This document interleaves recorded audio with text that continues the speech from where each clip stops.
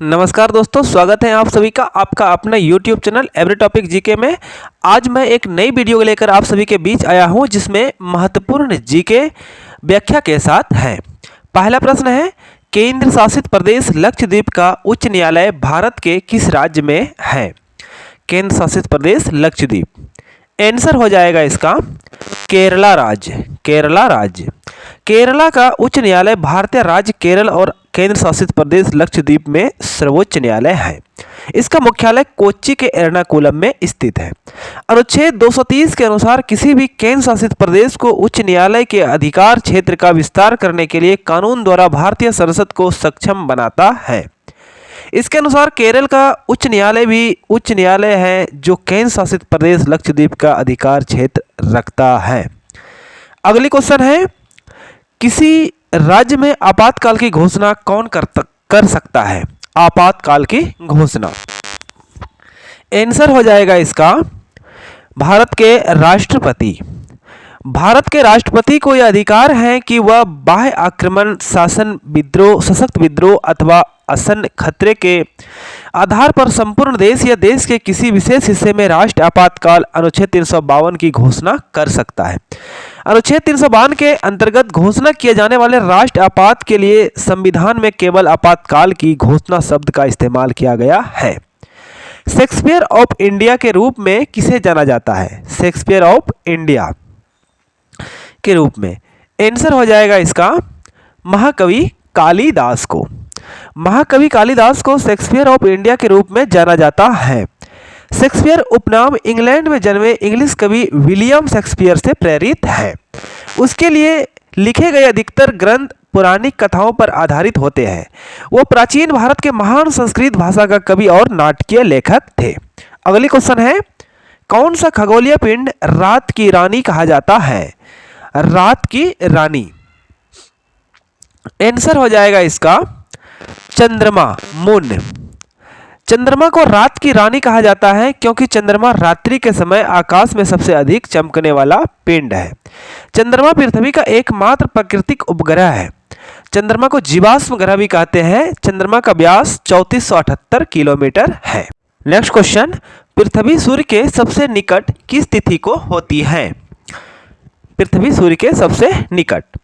Answer हो जाएगा 3 जनवरी को।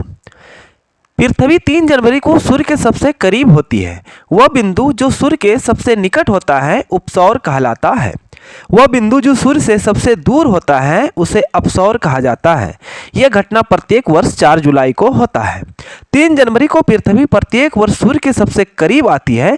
उत्तरी गोलार्ध में उस समय सर्दी होती है जब पृथ्वी सूर्य के सबसे करीब होती है। उस समय दक्षिणी गोलार्ध में गर्मी होता है। सूर्य सौर मंडल का केंद्र है और पृथ्वी सूर्य के चारों ओर घूमती है। यह पता सर्वप्रथम किसने लगाया था? आंसर हो जाएगा इसका निकोलस कॉपरनिकस। निकोलस कॉपरनिकस एक खगोल शास्त्री और गणितज्ञ थे जिन्होंने सबसे पहले यह पता लगाया था कि पृथ्वी सूर्य के केंद्रीय मॉडल को जन्म देते हुए इसके चारों ओर घूमती है, जिसमें सूर्य ब्रह्मांड के केंद्र में होता है। कॉपरनिकस की खोज बहुत महत्वपूर्ण थी क्योंकि यह टॉलेमी मॉडल के अलग थे, जिसके अनुसार पृथ्वी ब्रह्मांड के केंद्र में स्थित थे। अगले क्वेश्चन है, दक्षिणी गोलार्ध में सबसे बड़ा दिन कौन सी तिथि को होता है? आंसर हो जाएगा इसका 22 दिसंबर को। 22 दिसंबर दक्षिणी गोलार्ध में सबसे लंबा दिन होता है। इस दिन मकर रेखा पर सूर्य की सीधी किरणें पड़ती हैं क्योंकि दक्षिणी ध्रुव इसकी ओर झुकता है। दक्षिणी गोलार्ध के एक बड़े हिस्से को प्रकाश मिलता है क्योंकि सूर्य की किरणें मकर रेखा पर लंबवत पड़ती हैं। पृथ्वी की इस स्थिति को शीतकालीन संक्रांति कहा जाता है।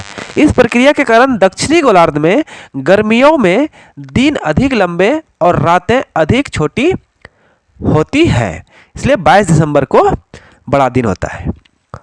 किस राज्य में हम्पी नृत्य उत्सव मनाया जाता है? हम्पी नृत्य उत्सव। आंसर हो जाएगा इसका कर्नाटक राज्य। कर्नाटक। हम्पी डांस फेस्टिवल कर्नाटक राज्य में मनाया जाता है। यह एक सांस्कृतिक उत्सव है जिसे विजयनगर के शासनकाल के बाद से अक्टूबर नवंबर के महीने में मनाया जाता है। हम्पी, जिसे हम्पी में स्मारकों की समूह के रूप में जाना जाता है, एक यूनेस्को विश्व विरासत स्थल है जो तुंगभद्रा नदी के तट पर पूर्व मध्य कर्नाटक में स्थित है। यह 14वीं शताब्दी में विजयनगर साम्राज्य की राजधानी थी। इसलिए हम्पी डांस इस लिए मनाया जाता है। अगली क्वेश्चन है, पनामा नहर के उत्तरी सिरे पर कौन सा बंदरगाह स्थित है? पनामा नहर के उत्तरी सिरे पर आंसर हो जाएगा इसका कोलन बंदरगाह। कोलन बंदरगाह। पनामा नहर 82 किलोमीटर लंबी नहर है जो अटलांटिक महासागर और प्रशांत महासागर को जोड़ती है। यूएसए सरकार ने 1904 में इस परियोजना को शुरू किया और 15 अगस्त 1914 को नहर खोली गई। कोलोन इस नहर पर बना सबसे उत्तरी बंदरगाह है। वर्तमान समय में दुनिया भर में व्यापार के लिए चलने वाले 5% पानी के जहाज पनामा नहर से होकर गुजरते हैं। यह बहुत बड़ा नहर है।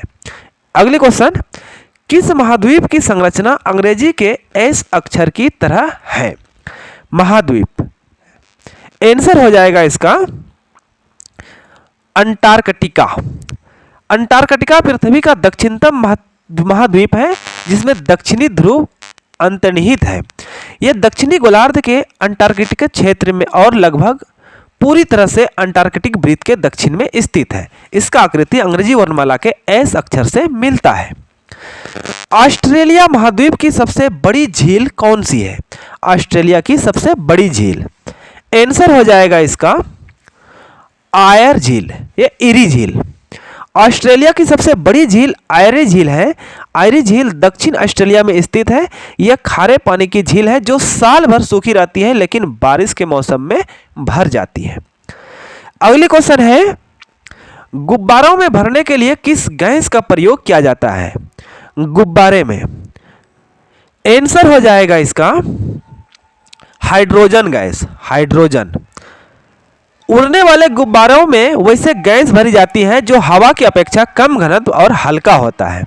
उड़ने वाले गुब्बारों में हीलियम व हाइड्रोजन गैस का प्रयोग होता है, लेकिन ये दोनों गैस महंगी होने के कारण गुब्बारे वाले इनकी जगह कार्बाइड से बनने वाली सस्ती गैस एसिटिलीन का इस्तेमाल करते हैं। अर्थात हीलियम और हाइड्रोजन, एसिटिलीन तीनों का प्रयोग किया जाता है।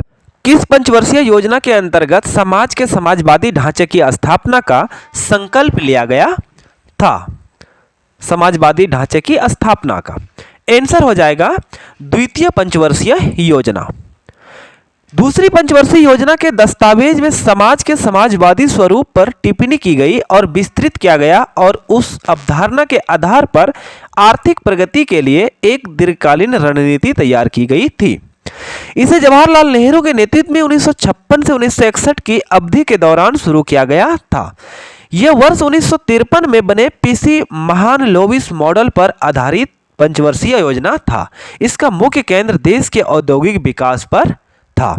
अगली क्वेश्चन है, केचुआ में कौन सा रक्त वर्णक उपस्थित होता है? केचुआ में कौन सा रक्त वर्णक? आंसर हो जाएगा इसका हीमोसाइनिन। हीमोसाइनिन। हीमोसाइनिन एक प्रोटीन होता है जो कई मोलस्क और आर्थ्रोपोड संघ के जीवों में पाया जाता है। यह प्रोटीन ठीक उसी तरह से ऑक्सीजन वहन करता है जिस तरह से हीमोग्लोबिन मानव शरीर में ऑक्सीजन पहुंचाता है। हीमोसाइनिन अणु की संरचना और कार्य इसके मूल में निहित दो कॉपर के परमाणुओं के चारों ओर घूमते हैं। जब वे ऑक्सीजन रहित होते हैं तो वे रंगहीन होते हैं, लेकिन ऑक्सीजन के साथ नीले हो जाते हैं। हीमोसाइनिन। अगली क्वेश्चन है, विश्व की पहली महिला प्रधानमंत्री का नाम बताएं। विश्व की पहली महिला प्रधानमंत्री कौन थी? आंसर हो जाएगा श्री मावो भंडारनायके, जो श्रीलंका। श्री मावो भंडारनायके दुनिया की पहली महिला प्रधानमंत्री थी। श्री मावो रवत्ते डायट भंडारनायके एक श्रीलंकाई राजनेता थी। श्री मावो भंडारनायके 1960 में श्रीलंका की प्रधानमंत्री बनी। श्री मावो भंडारनायके ने 3 पदों के लिए सेवा प्रदान की थी।